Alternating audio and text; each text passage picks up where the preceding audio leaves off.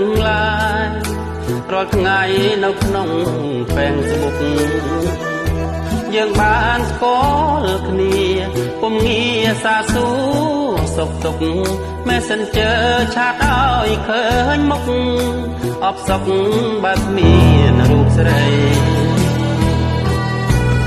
អ្វីបើបងនៅឆ្ងាយពុំងារបេះដូងយើងវិញចូលគ្នាព្រោះបានសន្ទនា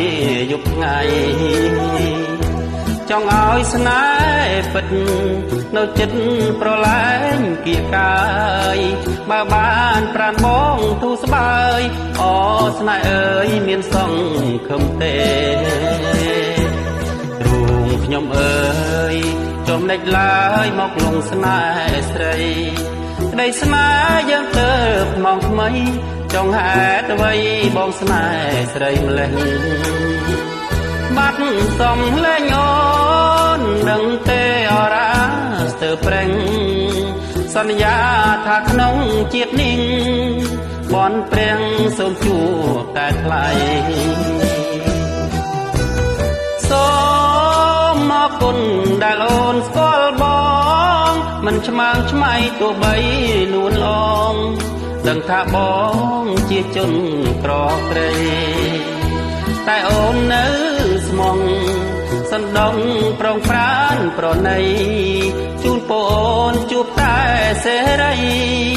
ក្តីសុខតរៀងទៅ